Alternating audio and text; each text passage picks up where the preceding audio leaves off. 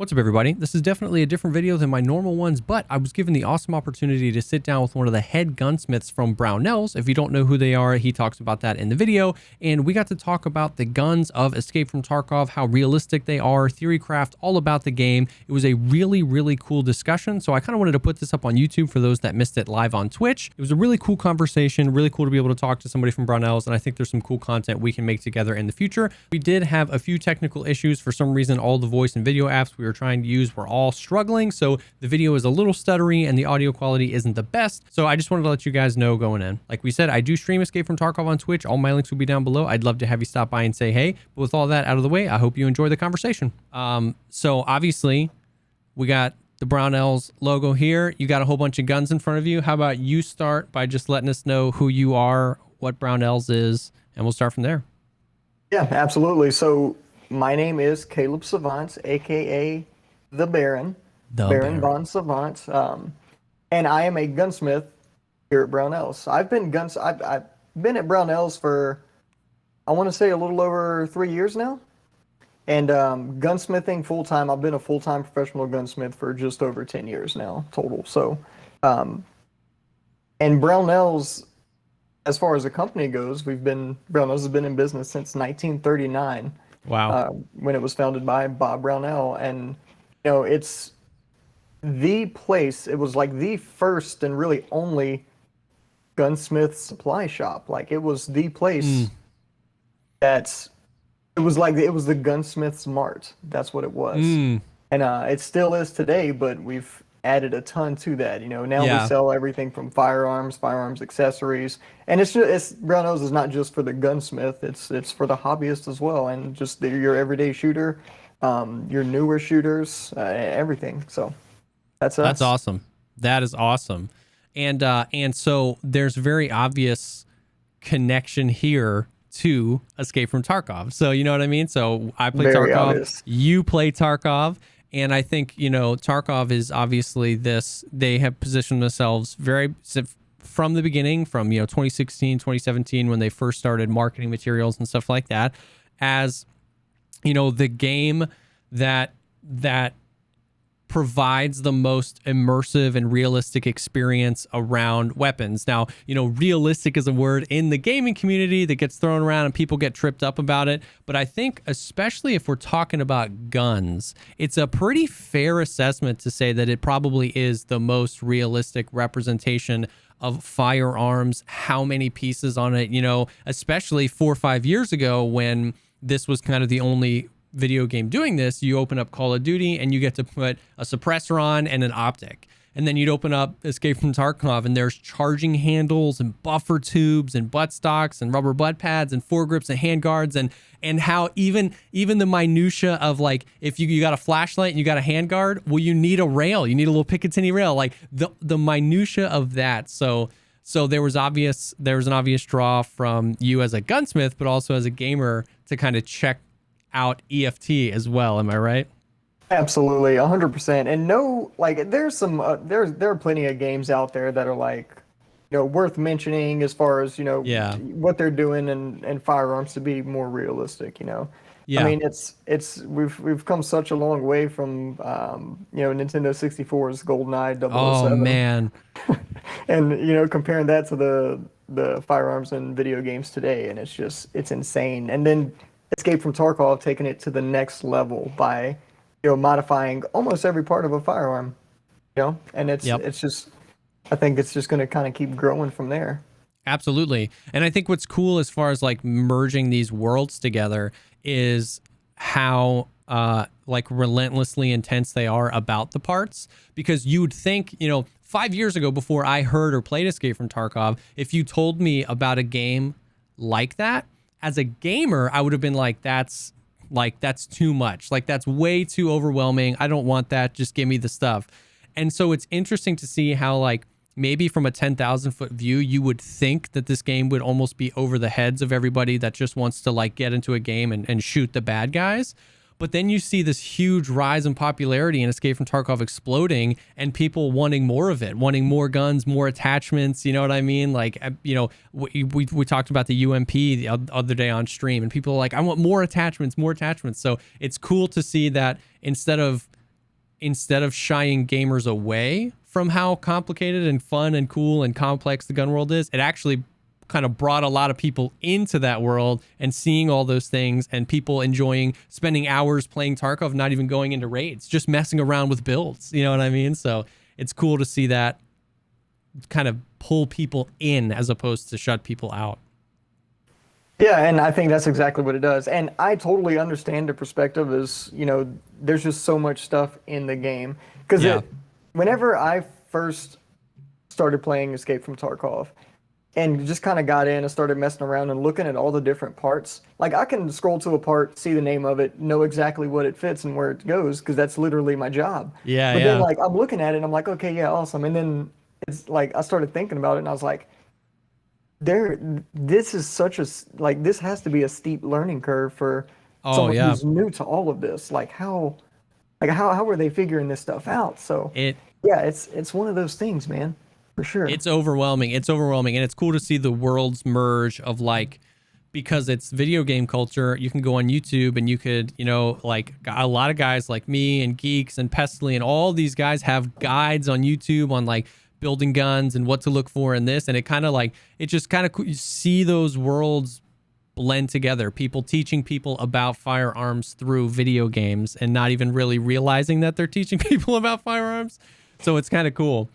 So, I mean, we can hop into some of the questions. We got a bunch of questions from you guys, from chat, from Brownells. They fielded some questions and we kind of listed some. And feel free to ask questions in chat as well throughout this conversation. Yep. But the first one was just kind of like, you as a gunsmith, you as someone that's come from the real world experience, what was your general impression and kind of first experience with when you got into Tarkov and started to see how complex it was? Yeah, so the first thing I kind of got into and seeing obviously certain parts only fit certain firearms. Yeah. And the way you combine those parts affects further what parts will fit it. So like my general impression was like, all right, I'm gonna catch these guys kind of slipping up. I'm gonna try and do some stuff that maybe not work out in real life or something like that. And I was absolutely blown away by you could tell the game was built by people who know firearms. Because they so much care was taken to make sure that certain parts only fit with other things. And sure, there's it's in beta, so there's some clipping issues here and there with 3D models, which is expected. But yeah, so my general first impression of the gun build system as a gunsmith was extremely positive, and it still is. So that's really cool. The level of detail is just off the charts. Yeah, that's really cool. I would say so jumping into some more of these questions, a huge hot button topic right now, which has a bunch of questions that flow out of it, is about Tarkov and Battlestate Games adding the addition of some malfunctions to the game. So currently we have a misfire as the only type of malfunction. They have teased some pictures of, I believe, what's called stovepiping, where the chamber actually gets stuck. How, as somebody who's played it and experienced it in game and has probably shot tens of thousands of rounds, what's the comparison there? Like, how often do guns misfire in real life? Do you like the way that they're implementing it? What are your general thoughts around that? Yeah, I think we're moving in the right direction, but there's still a lot that kind of needs to be worked out. And I understand that they're going to be incorporating some other types of malfunctions, not just the actual, misfire. So we're kind of getting there, and I know we've talked about this before. Yeah. I think even after the changes, I think some of the malfunctions are still happening too much. Mm-hmm. For example, like you can buy a gun that's in brand new 100% condition in game. Yeah. Take it out, and you may have a malfunction the first shot. And I think that's kind of crazy. Now, in real life, can you get a brand new firearm that doesn't work? Yeah, of course. But that's extremely rare. Yeah. That's extremely rare. And, so I think, for the purposes of the game and stuff like that, and comparing it to realism, I don't think anything, above 90% to 95% durability as far as what, actual Yeah. game numbers go, Yeah. should have a malfunction. Yeah. So it's Yeah. just one of those things.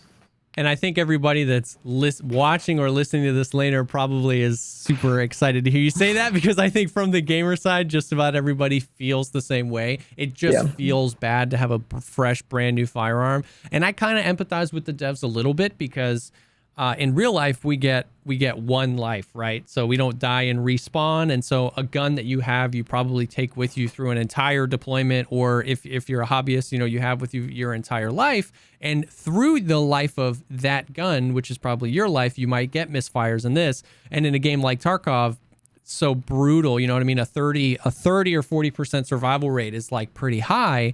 I get that if they're like, well, if we want this to happen at all, it has to happen pretty frequently. But I think there's and I bet they would agree that there's probably some fine tuning, to be done, where it's like, I get that they want it to happen because they did all this work of putting the system in, but it feels real bad, especially if you just got Tarkov in your last raid, you buy a new gun, you go into the raid, and the first shot, click, and then you die. It's like, oh, that doesn't feel good. What other types of malfunctions happen other than just like a misfire? Like I just learned the term stovepipe like 3 days ago. What is that? Are there other types of malfunctions that you can see them adding? Because Nikita seems pretty hell-bent on adding them all. Yeah, so, throughout the entire cycle of operation of a firearm, and, different types of firearms and different actions have different steps in said cycle of operation. But, take your standard semi-auto, for example. You have feed, which is taking the round from the magazine. You have chambering, which is actually putting that round into the chamber. You have lock, which is the bolt locking, right? And then you go from there to fire, which is the misfire, and that's currently in Tarkov, which is the failure to fire. Then you have unlock, which is the bolt unlocking. Then you have extract, which is the bolt physically pulling the round from the chamber. Then you have eject, which is that round being thrown out the chamber. And then you go to there from, then you cock. You cock the firearm. So you reset that hammer back to fire the next round. And then it starts all over again. Yeah. So potentially you could have a malfunction for every one of those steps. Oh, God. What are some of the more common ones that can happen, though? So failure to feed, failure to extract, failure to eject are going to be your most common. Your misfire is probably one of the least commons, to be honest. Gotcha. Okay, interesting. Just a straight up misfire would be almost one of the more uncommon ones. Okay, so we know that it seems like stovepiping is coming next because we've actually seen pictures of this. So what is that, and what can cause that to happen? So you cut out there a little bit. Can you repeat that question? I'm sorry. Yeah. Like stovepiping seems to be coming next because we have pictures of it. Like, you know what I mean? And they've teased it. So what is that, and how does that happen? Like, what causes that? So assuming your firearm is working perfectly fine, that's something that's going to be caused by, or I say working perfectly fine. I mean, like mechanically isn't. Yeah. So if you have an excessively dirty firearm, what you're going to end up with is a slower bolt velocity. And that bolt velocity, the bolt's not coming back fast enough or far enough to throw that round out the chamber or throw it out the chamber fully. So what happens is that bolt is starting its forward travel before the round has cleared the ejection port, and it's basically pinching it before it can clear. And then you end up with this something the cartridge looks like, or the case looks like a pipe sticking out the side of a stove. Therefore, you have stovepipe. Interesting. I know it's funny. Interesting enough, not a lot of people know this, but like that was actually in the game from the beginning. But that would only happen like, you know, we have the extreme of, we have the one extreme now of like any gun can jam at any time, or misfire, I should say. On the flip side is like back in the day, you could get it to stovepipe, but it it only happened when the gun was at like 10% durability or less, which, as you know, playing Tarkov, it's like, how often have you gotten a gun to 10% durability? Like literally never. So it was one of those things where like, it was in the game for a really long time, but you never really saw it happen because of that. So, and then what I assume happened was that they added a bunch of guns. They didn't necessarily add the stovepiping animation to every single one, so it was in for some and not the other. So they took it out, and then they're completely re-entering this space. Now, you mentioned that having like an excessively dirty firearm could add to that fact. This was a question we got actually frequently, and we get in the chat a lot, is like, how much maintenance does a firearm require in real life, and how bad does it get before you feel like you would start seeing some of those misfires? It completely depends on the firearm, because there are firearms that go through like military testing and stuff like that, and they get fired, and they do torture tests, and you fire thousands upon thousands upon thousands of rounds until they fail. And yeah, it takes a lot. So there's not a, I would say, you know, maintenance wise, the more you maintain it, the longer it's going to last, the less I'll use game terms here, the less durability burn you're going to get as rapidly. But your typical, you know, military combat firearms, like your AK-47s or your AKMs, your AK-74s, different things like that. Those are meant. Those can be fired quite a bit. And when I say that, I mean the M4 as well. Yeah. So they will fire potentially thousands of rounds without failing. That's with zero maintenance. That's insane. That is actually super interesting. And once again, it kind of goes back to that whole like gamification of it. It's like, I almost never fire thousands of rounds out of a gun in Tarkov without dying. And so they've got to find that happy medium, you know what I mean? Where, because I like the thought of that. Nikita has always said that that's kind of like a huge part of the game, is like the preparation, you know what I mean? Like preparing, understanding your gear, understanding your equipment, and then being at least some percent more successful because you're prepared and because you're aware and knowledgeable of your gear. So I actually really do like this, this idea of if I am ahead of the curve and maintain my firearms well, I have a less chance of them malfunctioning, as opposed to somebody who doesn't, or as opposed to somebody like a scav who, you know what I mean, maybe like I like that those guns are more often than not low durability when you get them, you know what I mean, as a scav, because that makes more sense that it's missing pieces, it hasn't been maintained, maybe there's no dust cover or something like that. So but it is an interesting it's an interesting rub, because combat rifles in real life, like you're saying, are probably good to go for a few thousand rounds, even without maintenance. But we gotta see that in the game somehow. Ammo is another thing. Somebody in chat mentioned it. We talk about this all the time. Ammo being how can the different types of ammo, how can bad ammo affect a gun, and then especially when in lore of Tarkov, you know, who knows where Mechanic is getting these rounds from, who knows where Peacekeeper is getting these rounds from, and then even making them in the hideout, you could make an argument lore-wise that they're of a lesser quality because we're making them, you know what I mean? So how does the ammo that you use play a part in that too? Huge part. So, you know, using Tarkov itself as an example, you know, you can find ammo there, and you can, you know, your 5.45 39 BT ammo sitting in this little cardboard box in the rain, you know, you pick it up. Oh yeah. Throw it in your gun. That's there's no telling, you know, it may or may not work. It's been sitting in the environment. So ammunition storage is definitely a huge factor when it comes to reliability as well, especially like some of the Russian steel case stuff, because those steel cases will corrode, and if there's a little bit of rust on your case, whenever you fire that round and that case expands inside your chamber, that rust is going to grab the side of your chamber, and that's going to slow down your bolt velocity. So then you have a failure to extract or failure to eject. Oh, that's super interesting. So I was gonna ask if like that would be more just a straight misfire, but there's even more to it than that, where like the rust that comes off or the expansion of the bullet could actually do the failure to eject, failure to fire. That's super interesting. I'd be really interested to see if the game progresses to a more like open world style scavenger aspect, where like that could really play a part. Like, I don't know if you've ever played DayZ.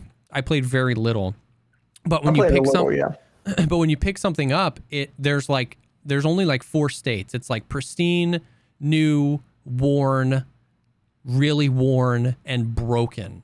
And so it's not like overcomplicated, but you can tell like when you kill a zombie and you pick up their plate carrier, you can tell that how it is. It might say broken and you can repair it, or it might say pristine. It'd be interesting if one day access to things becomes less and we don't necessarily have the traders that we can, and the flea market that we can buy an infinite amount of.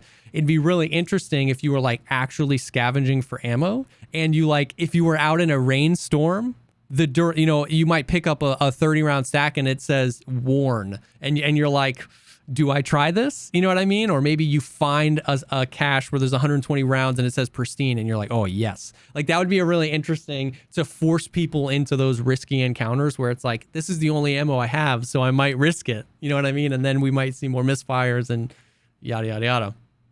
Exactly. Yeah. And to add another level to that, if you're buying the ammo on the flea market, taking that realistic aspect to it, you may end up with, that this is brand new. So you have brand new ammo. Yeah. And then you have what's cheaper, but is other. You have no idea what the quality is. Oh, yeah. The person selling it doesn't know what the quality is. That would be cool. And you know what else? So a lot of like, this would be interesting too. A lot of like RPGs and stuff like that do this when you're like crafting, your gear, you're crafting your weapon, you're crafting this.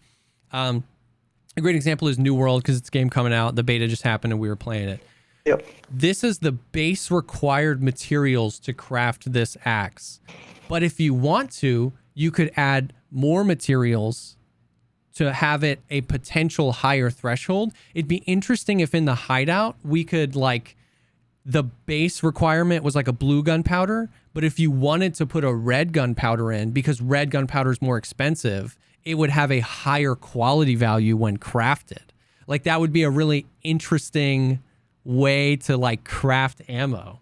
So compared to the firearm building system or gun modding system, the ammo crafting, so like the gun modding system right now, so let's say that's at like the collegiate level, right? Yeah. Ammo crafting in game right now is like preschool. For sure. So there's so much they can do. So much they can do with reloading, ammo crafting, all that stuff to make it so much more in depth. And I think they can do it in a way that, maybe it's not super realistic, but it's still more realistic, but at the same time, not overwhelming. Yeah. And that's the thing, because it's like, I would be really interested. I'd be really interested at that, because it feels like it fits the game, but it's just one of those things we'd have to be careful about, because on the one extreme, it would be too tedious to say like, go out on your scav run and pick up individual shell casings. Like, that would be like one extreme where it's like, you know what I mean? I'm not going to pick up, 400 of them, but I do believe there's something between what we have and something like that could be this pretty cool thing that allows us to create a higher quality ammo or a lower quality. If you're really poor and you just want to, this is all I have, I can craft, maybe a lesser amount and of lesser quality.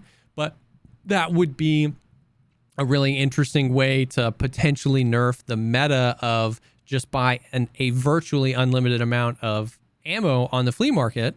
And it's just all perfect ammo. You know what I mean? If there was some level of risk involved to purchasing ammo off the flea market, it would at least shake things up. Maybe you get a big batch from a player that, you know what I mean? Or even you would see price differences. You know what I mean? Where it's like, this guy is known for really good ammo, so he's charging more for his 995 than Johnny, who just barely scrambled together enough stuff, and he's selling you his 30 bullets, and you're like, well. So we're kind of way down a rabbit hole, but that's the kind of stuff I'd love to see. I would love that world in Tarkov, Yeah, and I have a ton of ideas for it, and we can definitely talk about this in the future for sure Yeah, too. yeah, Because yeah. like it's like just I'll just say one thing real quick. What if it's like you buy cases for reloading in groups of like you buy a bag of 100 from whatever trader Yeah. because I mean it's kind of assumed that they have people to just go out. Tarkov's a war zone. There's Yes, people picking stuff up. for So sure. and you don't have to make it as tedious as pick up your cases after you get in a gunfight. Yeah, yeah. Yeah, no, that's actually true because we know Fence has this like network of scavs. Yep. A lot of the scav karma showed us a little bit more of the lore behind the scavs and how like Fence is in charge of them, and he runs the vehicle extractions and he runs the PMC and scav extractions. So it wouldn't be crazy to assume that he's sending his guys out to do that, and then maybe you can buy them from Fence. And it would also be a really interesting thing to make, especially with some of the changes that Nikita and the team has been making right now in the game around this, dynamic loot. We're pushing to dynamic loot, and more importantly than dynamic loot, a truly dynamic economy. It would be Yep. really interesting to see like Fence would randomly get stock of it. You know what I mean? It's like they could push that button, and if they feel like there's too much ammo in circulation, maybe a week goes by and none of his scavs come back with casings, and then when the supply gets short and the player side, maybe they press that button, and then his guys come in and you can buy the casings you need. Like stuff like that could find a balance between, you don't want it to be too tedious and frustrating for your players, but what we know is that they want this dynamic economy where like events happen, things change. And just like that, on the flip side, they talked about recently how the airdrop system is like done end to end, but they're just waiting to implement that until Streets of Tarkov comes out. But one day down the road, it would be cool that one of these dynamic events is that some airdrops happen with fresh military grade gear. Maybe a plane crashes, or maybe an airdrop comes in and that adds some circulation of like pristine ammo to the game. If you're really good at the game, you're killing people that found some of that ammo, so you're accumulating some of that ammo that way. It would just be really interesting to see that kind of play out. That could be kind of cool. Yeah, there's so many ways to do it. I mean, So many ways, dude. I love it. I just love how the potential of how realistic some of this is. We can kind of swerve right back. I mean, we're still talking about guns. A lot of the questions that we get and a lot of the things that I've wondered playing the game is, we're in video game world. So, we want, we want to tier everything out to like, this is a common weapon and this is a legendary weapon. We want to tier it all out. Functionally, how much difference is there from a stock M4 and what you would see in Tarkov? It's like a meta M4, 60 rounds suppressed, 1 to 6x optic with a red dot on top. I mean, just the dripping meta. Like, is that a functional rifle? Is that something that people in real life seek out, try and deck them out as much as they can, or is that more kind of video gamey?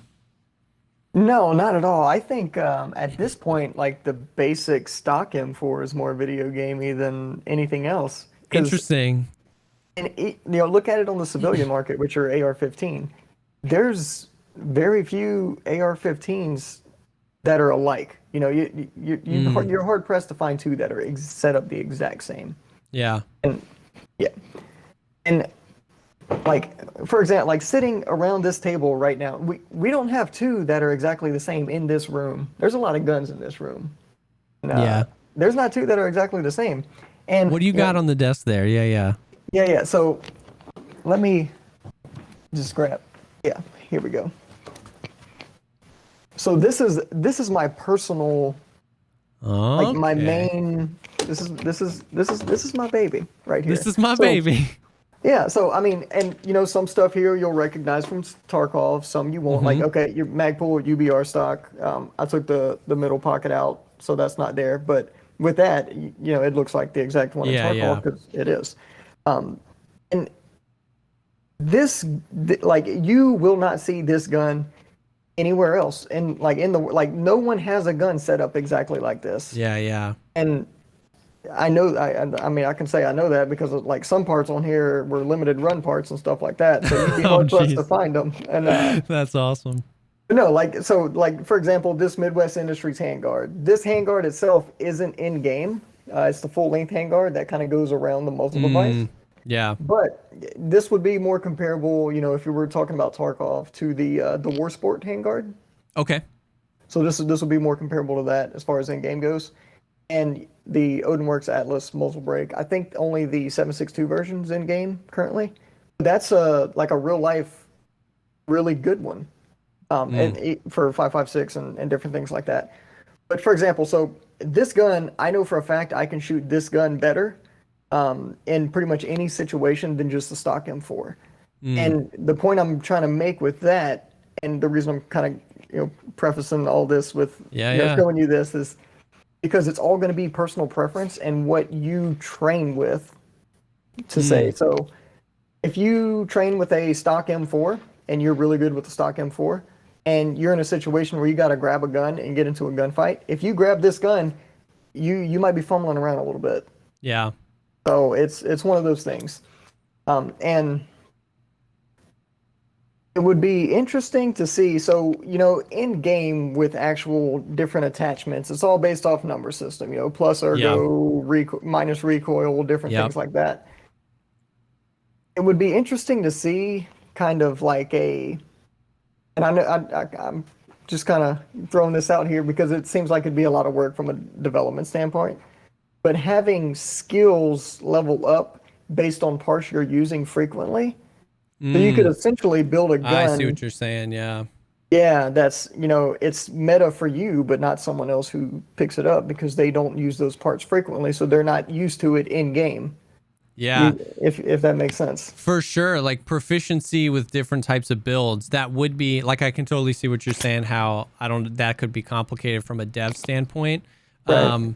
I mean, I definitely think there's more, and I think you and me have talked about this in the past before. There's definitely a lot more that could be done. Obviously, we sit here and say there's more that could be done. We understand that game dev is hard, but from just from that kind of perspective around the whole weapon mastery system, you know what I mean? Like, it would be interesting if you could almost like, you would like save a build, like you would like mess around. You don't have to get any masteries, but if you wanted to like save this build in the preset system, now every time you use it, you're like starting like a sub mastery tree with that build, and you can get some sort of bonus that way. So that way it's not necessarily tied to every individual part.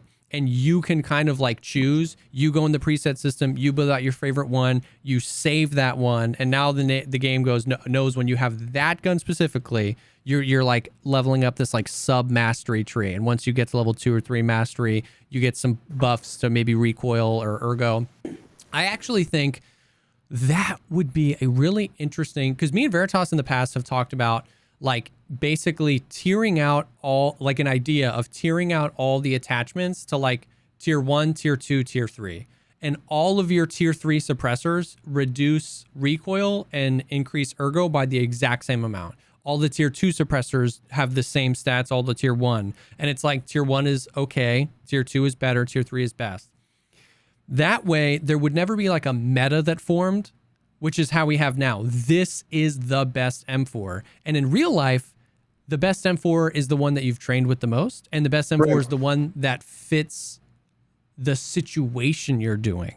Right? Exactly. Like, you know what I mean? Like if you were gearing up for a mission for a few months that was really close quarters, you wouldn't put an 18-inch barrel and a suppressor on it. You know what I mean? Like these huge 22-inch barrel HKs people are running around with. So it would be an interesting idea if we rolled back the like number stats on the attachments, but then you could get those benefits, those recoil benefits, those ergo benefits by training with a gun. You want that extra minus 10 vertical recoil, you gotta put time in with this build, because then you would start to see everybody would use different builds because they would do it based on aesthetics, because you've got a lot of tier 3 attachments. And then you would maybe pick up somebody else's gun and be like, yo, this is sick, save it as a preset, and then start mastering their gun as well. And then you could have, then when I ran into somebody in dorms that was using like a shorty M4 and he was just like laser beaming me down, I'm like, he worked for that. Like he's been using that build, he's been mastering that build, he's been grinding out that build. That could be pretty cool potentially. Yeah, and I think that's definitely the way to go to make it more realistic. Yeah. Yeah, and I think along with that, we've talked about that before, but I know we get this question a lot as well. Going back to that whole the practicality of the like situational practicality of a gun, where right now the long barrel suppressed M4 with the 1 to 6x and a 60 round mag is just the best for every situation. Close quarters, far, full auto, semi-auto, and I feel like, correct me if I'm wrong, but I feel like in real life you would never build. You wouldn't build a gun with all those things: super long barrel, super long suppressor, super high capacity mags, shoot it in full auto, add a 6x zoom. Like that's too many proficiencies rolled up in one gun, right? Yeah, and it's like it's something you wouldn't necessarily do in real life because it's just not practical. But in the game, Yeah. it kind of works. So I think there's a way to balance it out to make it more realistic and get away from that. Yeah. Yeah. Which I think everybody would be down with. I think so. Yeah. This is a question that we got from the Discord. Would a modded out, decked out version of a firearm be harder to operate in real life compared to a stock one? And so that kind of comes down to what you were saying about. We got a little audio hiss going on. Oh, there it went. We're good. Okay, cool. I think that goes back to what you were saying about like familiarity with a firearm, but like, are there any situations where it almost makes it harder to operate to have all these different things attached? Yeah, so it comes down to the difference between tactical and then like tactical. You know? What do you mean they're the same? No, so tactical would be that's like the minimum amount of things you need to accomplish your mission. Okay, there's tactical. Your tactical is just it's your meme stuff, you know. It's Wait, say that again. So like in the field, tactical is the minimum amount of things required to accomplish your mission. So mission specific and mission essential. That's your tactical stuff. So anything interesting. Anything in addition to that is just a burden. Man, and once again, I don't know how you create that feel, but hearing that sentence, like that's what I want the feel of Tarkov to be, because that goes exactly back to that question about the kitchen sink HK, where you just have everything. You have the highest capacity mag, you have the fastest flying ammo, you've got the longest suppressor, the longest barrel, the most magnified optic, and you throw the kitchen sink at it because you want everything. So every situation you're prepared for. I love this idea of somehow having a mission when you go into a raid. I know what I want to do. I need to get this loot. I want to get this PvP. I want to do this thing. And then somehow being incentivized to bring just what you need. You know what I mean? And I think they tried that a little bit with the weight system. You know what I mean? So people aren't bringing in, you know, M4s and then backup HKs and then backup armor. I mean, there was definitely a time in Tarkov where you would have your like fort armor or your slick, and then people would bring a backup slick in their backpack just in case they get shot. They can ditch the armor and put a new one on. So I think they're trying to do that with the weight system, but I just love the feel of that sentence, like the minimum amount of things you need to accomplish your mission. Like that's not Tarkov right now, and that would be a cool feel. That'd be a cool vibe. Yeah, and I think like that really the only way to do that is just to make everything additional just tank your ergo. So you make sure if you're putting it on there, it's something you're going to use. Yeah, for sure. How do, like, I know we saw a few of these on your desk as well. Like, how do you feel like, because you've probably shot more than most people, I would imagine. How did you feel like they represent AKs in game? I saw a few AKs on your desk. I know that AKs are a really staple early game gun, and I know that this is a Russian company, and they're always out with Kalashnikov, like on their Instagram and stuff like that. Like, how many AKs have you shot? How do you feel like they represent them in game? I feel like they represent them pretty well. I think that's kind of like their bread and butter, and they know it. Yeah. And I kind of knew that going in. That's why there's 4 AKs sitting on the desk right now. Yeah. And I mean everything from. Yeah, I think they represent them really well, and because I mean you have everything from like your underfolder, which we have here on the desk. And oh, really? Yeah, so your underfolder has the, your basic Yep. underfold like wire stock, the most uncomfortable thing in the world to shoot. It looks very unpractical because you would never want to have it folded in. At least I feel Yeah, like it, but I guess for transport. for transport it's excellent, but having Yeah. like that stock design on your shoulder is not at all cool. It doesn't look comfortable. It's not. And the the way they kind of do the recoil reduction in game, I understand Hmm. what they're going for. And I don't think I don't really have a solution, so maybe I shouldn't be complaining. But I think so. Muzzle devices are going to be the most important thing for most firearms, not all, for taking out recoil. And I think Mm. in Tarkov, it's almost like the stock is more important in a lot of cases, or with the foregrip is more important. And I don't necessarily agree with that, I'll say. Interesting. Interesting. And then that's actually that's a good question. And I think somebody brought that up. Yeah, how effective are muzzle devices for controlling recoil was one of our um, questions we got from the Discord community.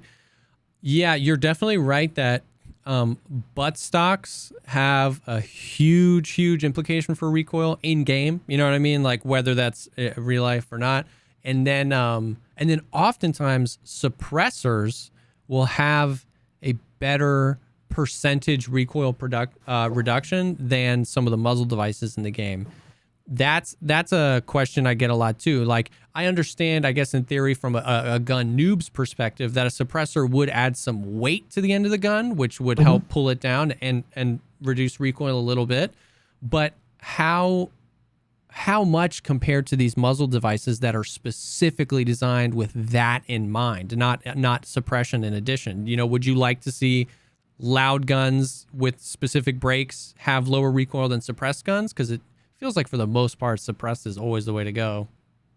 Yeah, and suppressed in real life is pretty much kind of the way to go as far as recoil reduction goes as well, because it's doing the same thing as a muzzle brake, but it's doing Mm, it quieter and it's adding the weight. yeah, So anytime you can add weight to a firearm, for the most part, you're going to be reducing some form of recoil because that yeah, extra mass is going to be absorbing that recoil impulse.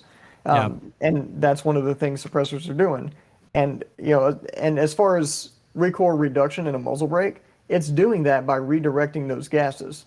And whenever you put a suppressor on, those baffles inside the suppressor, they're doing the exact same thing. Okay, so they kind of engineer it the same way inside the suppressor to redirect the gases in a way that minimize recoil, but inside this box that also reduces decibels and suppresses the sound a little bit. That's Exactly. interesting. That's interesting. Yep. So that's cool to know then. That's cool to know that that kind of makes sense that you'd want to go suppressed. And it makes sense in the Tarkov lore too, right? I mean, if you're out there in a war zone, so wanting to be as quiet as possible would probably be the best thing for you, especially if you're roaming around solo. So that's pretty cool. That's cool to know. Um,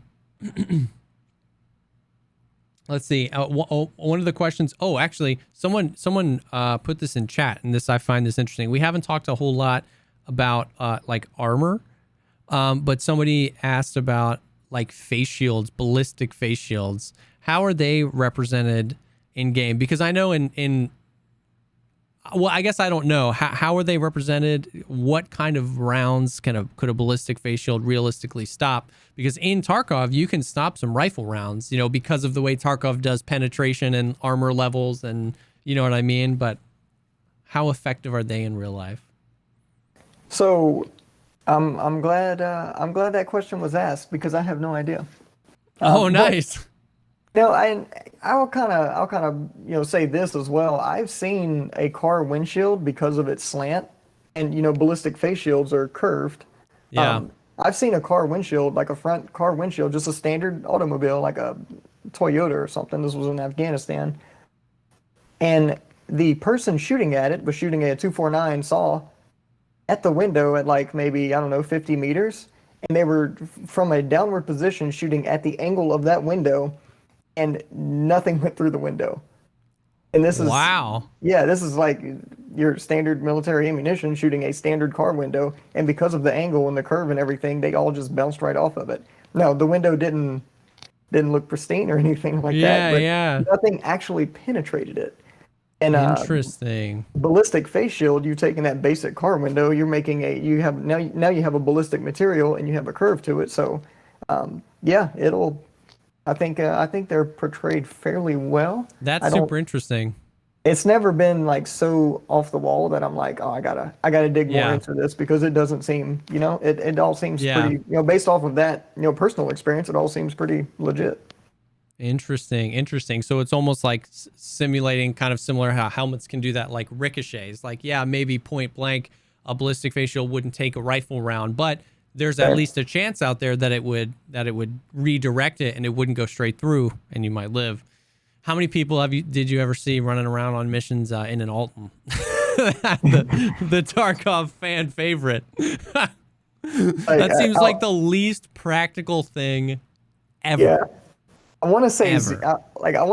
I'll say zero, but only because like a negative number isn't possible. But yeah, so zero, that's crazy. But no, it's not a thing that's as practical in real life because ballistic glass and stuff like that, that stuff's heavy. That stuff's really heavy. Yeah. And adding that weight to your head is just that's a whole nother Dude, level. that's what I've thought too. I've never obviously worn an Alton or held one, but they feel like in order to be rated that high, they got to be heavy. And I just feel like running around on your neck, dude, it would just be like, that's just heavy. That's a lot, especially on top of all the other gear that you have. Yeah. This is kind of like a two-part question. We had a few people asking about optics. Some people just asking about like how optics magnify versus how they do in game, and how quickly can rail-mounted sights and attachments be swapped out. So like I know a lot of people use canted optics and stuff like that. Part of that question is about like swapping out attachments, hot swapping, which we can talk about. But did you see a lot of people use canted optics? I know we've talked about we would love the smooth transition between.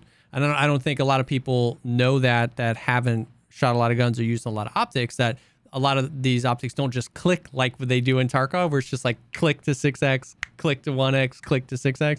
That in real life there'd be much more smooth zoom. Yeah, that's exactly what it is. So all your magnified optics, with the exception of a few, your LCAN, for example, has a throw lever on it. It's just a click from one to the other. Yeah.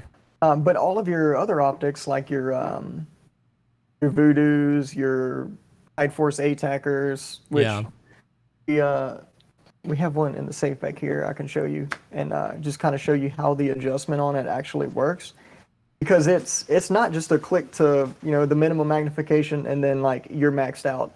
It's a gradual, slow transition between all of the magnification. So this is the Night Force ATACer. And beefy. Yeah. So right now, I'm on 5 power.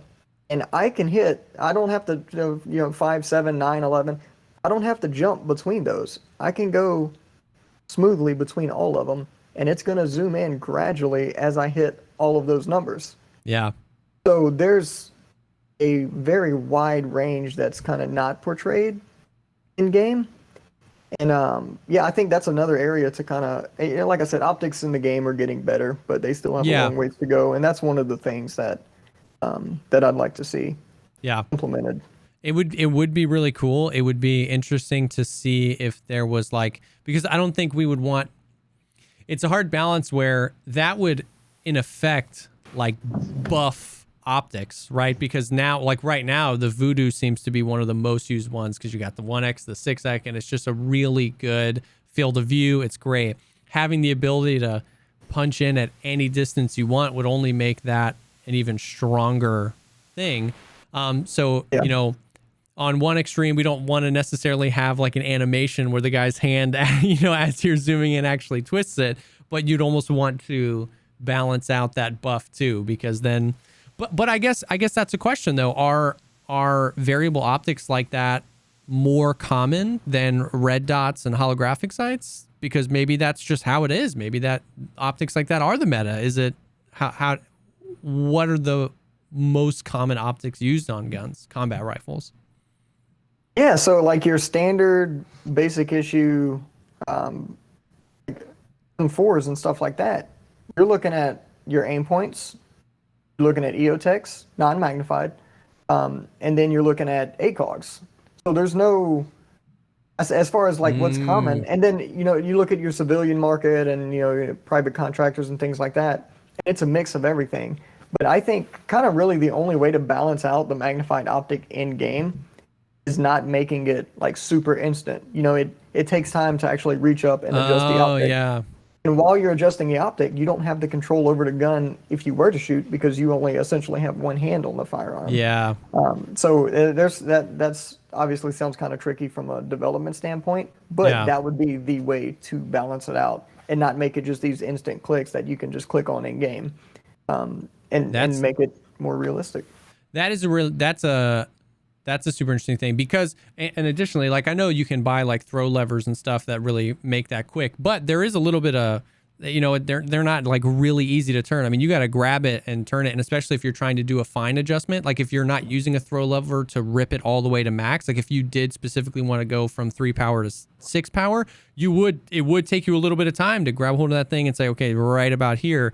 So that would be an interesting way to balance it, to make it a little bit of time, and maybe you don't have the ability to shoot, or if you do shoot, your recoil goes crazy because you've only got one hand on the rifle at that point. That's an interesting way. Yeah.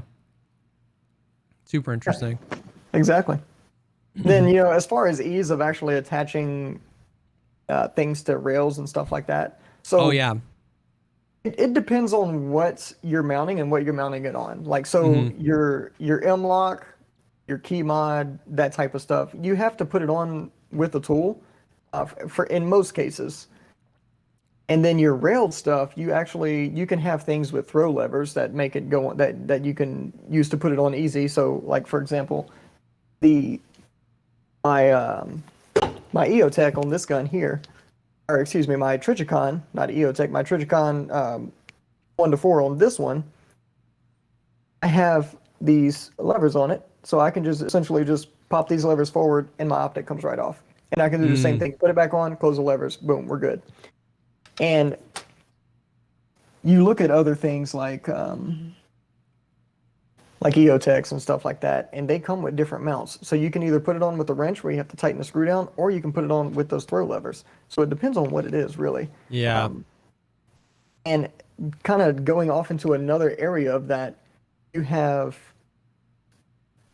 zeroed. So you have your optics zeroed. So in game right now, if I were to, be running a gun with no optics and I find one rando optic, I pick it up, throw it on my gun, 200 meter shots, boom, no problem. You wouldn't even be close to that. Yeah. And that's something that even people in chat just recently were asking about, the whole zeroing thing. That makes a lot of sense, that if you're finding something out in the world that you, there's no way you could just strap it on and shoot a gun and it be accurate, especially out to 100, 200 yards.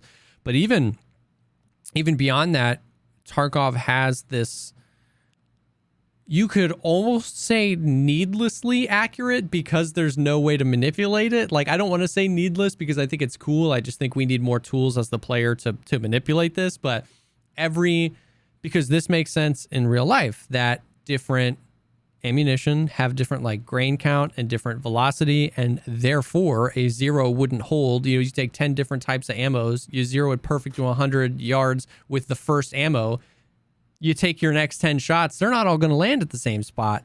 So every single gun in Tarkov is at its base zeroed to one of the ammunitions in game that gun has. And if you're using a different ammunition right now in game, you will not be hitting at perfect at 100 meter zero. You know what I mean? And that's even separate from height over bore. Tarkov doesn't have any sort of like wind resistance. It does have drop, but it doesn't have like wind or anything. And so it becomes this really deep and complicated thing. I think a lot of people would love the ability to zero the gun to the ammo that they're using. Maybe not with like a mini game where you have to go in and zero, but I've heard some people almost ask for, like, you double click on a gun in your stash and it shows all the parts. If there was one more square where you would drop in the ammo you were bringing, one round, and it would zero it to that round or something like that, simulating you doing that in the hideout. But that's a whole deep rabbit hole. Yeah, and there's a ton of ways to kind of go about that. But yeah, having a zero, I don't think, I don't know. And I kind of go back and forth on this in my mind. It's like, did you have to zero your optic in the hideout before you take it in game? And like most of the time, I want to say yes. I'm like, okay, that is the most realistic thing to do. Yeah. But if we do that, we kind of need something in game to help people with that. You know what I Yeah. mean? And if we can do that, then yeah, definitely 100% put it in. Um, it's another area of, you can do this and add a ton of realism, but at what cost if not done correctly? Exactly. If not done correctly, or even if is it worth it? You know what I mean? Is it a game loop that's more frustrating than immersive? You know what I mean? Right. They have talked about in the past, they've talked about in many times in the past that the hideout is still kind of in its first phase and that there's going to be additional modules to the hideout. And I believe fairly recently, Nikita talked about one of those new modules will be an upgraded firing range that stretches out to 100 meters, which is the farthest shot that you have to hit in game. You need to hit 100-meter headshots for Shooter Born in Heaven. Of course, a lot of times you're hitting those at 150 meters or 170, not exactly 100, but that would go a long way in at least allowing us to like bring a DVL or a TX-15 or an 8R into the hideout and just slap on a Voodoo with 5.5A1 and shoot and just go, okay, because I can't zero to this gun, I'm a little higher than I thought I would have to, or a little lower than I thought I would have to at 100 meters. That's a start.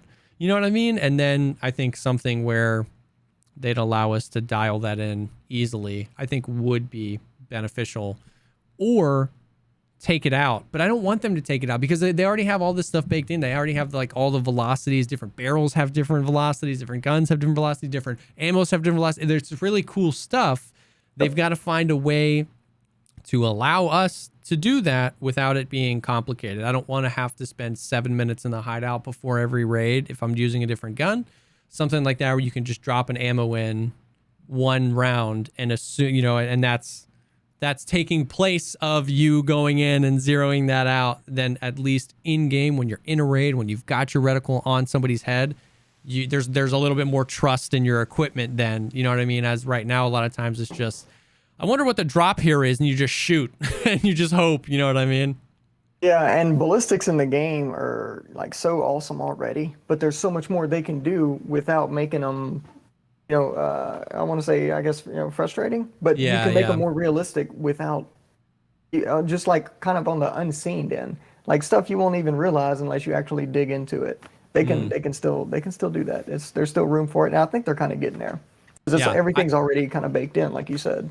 Yep, and I think they are too. I think there's a lot. I think there's a lot of things in the game that they put in, assuming that they were going to be able to like expound on later.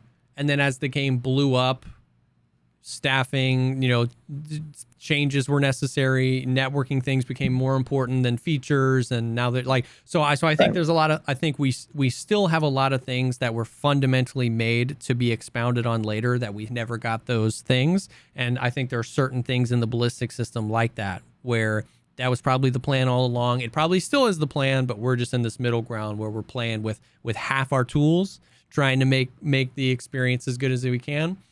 And it's not that big of a deal if you snipe. What I tell people is like, when they're like, tips for sniping, use the same gun and use the same ammo. Like M80 is a very capable round if you're hitting headshots. Like if you're trying to learn to snipe, pick the same gun, pick the same ammo, use the same optic as often as you can, and you'll really get a feel for those 100 to 200 meter hits pretty quickly. You know what I mean? It's not something that's game breaking, but I just know a lot of people that like to snipe would really like to see that fine-tune adjustment. One of the things I want so bad is a rangefinder, which we know is coming. I was just gonna say that, dude. But I'm so ready. I'm so ready for a rangefinder, man. That would be, that would be so sick. Like I think in general, there's just a ton of cool stuff coming to Tarkov. Like there's so much stuff that keeps getting like teased, and it's like, this is coming. You're getting it. And we got a lot to look forward to. Yeah, we got a lot to look forward to. Oh, hey, what do you got there? What's? Oh, you know how I got this scar? I wanted to dual wield it so I could pull a Joker and be like, you know how I got these You want to scars? know how I got these scars? But I only had one, and Dude, so the arguably the most anticipated weapon that has been teased for years and years coming to Escape from Tarkov. We were told we were going to get it in 12.11, and we didn't get it in 12.11. The Scar. Tell me about the Scar. How functional of a weapon is it? Does it live up to its iconic state that it gets in the video game world? No. Shaking the head no. no, yeah. So we have so many guns in here. It's just, and we have the SA-58s, and then let's focus on the Scar at the moment. But you know, it's the Scar itself. It's more, I think. What's an easy way to say this? I think it's more of a video game meta than a real life meta. I mean, they're cool. They have their pros. They also have their cons. They have a reputation for being particularly hard on optics. Okay. So you know, there's specific optics you kind of want to stick with when running Scars. Especially the heavies, the 7.62 variants. Yeah. Which this one right here is the 5.56. Because of the way they're designed, and they're super lightweight. The majority of the weight is actually in the actual bolts itself. The body of this gun is a pretty light gun. That is interesting because they appear to be really heavy weapons. They're not. Like they look chunky. They feel like they would be chunky. You know, the word heavy is in the name of one of them. Like it just feels like it's gonna be a weighty gun. It's interesting to hear you say that it's a relatively light gun. It is, yeah, and the Scar Heavy is heavier than the other Scars. Of course, of course. I wouldn't consider it a. But not that much heavy. Yeah, I mean compared to like a SA-58 or something like that, it's a noticeably lighter gun, and it's more ergonomic in general. There's a lot of features to it. You have a lot of ambidextrous controls on it. Your stock, you have your 6-position stock on it. You even have a cheek piece that comes up. You fold it for storage, full-length pick rail on top. And this one here, so your standard Scar doesn't have this extension on it. It kind of just stops right here behind the front sight. This one has an extension on it, so you can, and it's an M-lock extension, so you can add even more stuff to it. Gotcha. Put a D-ball, PEC 15, whatever on it. Yeah. And just kind of go from there. You have quick detach sling points. And the grip is interchangeable with your standard M4 grips, which is really cool as well. Oh. So this is your standard, like, basic A2 M16 grip that they put on these. And some people love them. Some people hate them. I'm one of the people that hate them. I don't like these grips. Really? But I can make the Scar way more comfortable for me by just, throwing a mag pull or something on it. And it's a super easy thing to do. But it's a short stroke gas piston system, unlike your M4's direct impingement system. So short stroke piston would be something like what's on your HK416. Oh, okay. And I think the reason, there's a lot of different theories and speculation and stuff like that out there, but what makes kind of the most sense to me on why this gun's so hard on optics is because the body of it is so lightweight and the bolt is so heavy. And after you fire it and the bolt cycles, so you have your recoil impulse to the rear, when that bolt comes forward, slamming forward kind of, because the gun's so lightweight, kind of pulls the gun forward a little bit. And that kind of back and forth is not nice to optics. Interesting. As well as pretty much anything, any kind of attachments you put on here.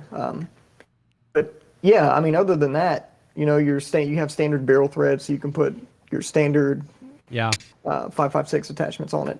But overall, just a really cool gun, and I don't think you can have too many guns in Escape from Tarkov. So why not? Yeah, I agree. What are those? Are the Scars full auto? Yes, they are. Interesting. Okay, I hope, to be honest with you, that they represent them well in real life. We all want the Scar. I hope the Scar comes to the game, but I hope it's not as good as like other stuff. You know what I mean? Like I hope it's not just like that power creep of like every new gun's got to be the best. You know what I mean? I want there to be options. I want them to be in the game, but I don't, you know what I mean? I don't want every new gun to have to be the new meta for a while. It'd be cool if they were just okay. You know what I mean? Like comparable to the 7.62 MDR. You know what I mean? Where it's like, it's not great, but it's shooting a big round. So if you hit your shots, you're going to do well. And if you miss your shots, you're going to really suffer because you only got 20 round mags. What's the magazine capacity of a SCAR? So this thing right here, you can... Oh, the 5.56, yeah. What about the heavy? So the heavy, it'll take your standard Knight's Armament pattern magazine, so your SR25 mags will fit. Gotcha. Okay. But yeah, this one here, you can, you take your mag pool 60 rounder and you're good to go. Dude, I am excited about the 5.56 version. I feel like a lot of the 5.56 variants of guns don't get a lot of love. Like the 5.56 MDR doesn't get a whole lot of love either. You know what I mean? Compared to the 7.62 MDR. So I think that's cool. But I mean, I think we're right at a little over an hour and a half. Is there anything else that was on the list? Anything else that any questions you got from chat or anything that you wanted to cover? No, I think we pretty much covered most of what was kind of submitted to us in chat, and we can certainly keep this going and do it again. So that absolutely, if you're in chat right now. So you can go ahead and, I think we're pretty much going to do this again. So submit your questions via the Discord, and we'll save them for next time. Yeah, maybe we'll create a specific channel for the Discord. Like if this is something we want to do, we can create a specific channel for this. We appreciate you guys coming out. We just love this stuff, man. We're nerds, we're gun nerds, we're video game nerds, and we've been having a lot of conversations behind the scenes of just about how well these worlds work together. There he is, Mechanic is back. How well these worlds work together. And I think like, even when we sit here and have these conversations and we say like, we wish Tarkov would do this, we wish Tarkov would do that, this whole conversation is predicated on like, we can have these conversations because of how amazing of a job BSG has done. Like they have created a game like no other. So even when we criticize the game, it's because this is like the best game for gun nerds ever. And so we're super excited for the future. There's a lot of cool stuff coming. And I think if you guys like this and like this format, please let us know, because we could probably create an hour-long conversation about everything, about body armor. We could do one on night vision and night raids and night equipment. And there's a lot of cool stuff to talk about. It was really cool. We have done this a few times while we game a little bit, but it was really cool to do this type of format and you hold up a gun, hold up a SCAR, hold up a Knight's Armament or this or that. So I think this is a really cool format. So thank you guys for coming out and hanging with us. A huge shout out to just Brownells. Thanks for wanting to do this with me and talk about video games and do this stuff. I think there's a lot more cool stuff like this coming. And definitely check out, we've got the !Brownells command in the chat. If you want learn a little bit more about them or check out their website, you can hit that. That is open at any time. Go check out brownells.com and get everything you need. Get your red, your green, your blue gunpowder so you can craft your 7.62 BP at home. It's all there. It's all there, everybody. It's all here. Yep, all here at Brownells. But we certainly appreciate you having us. This was awesome. So thank you so much for hanging out. We will definitely do this again soon, Caleb. I appreciate it. Yep, thanks, brother. All right, you have a good one. Yep, you too.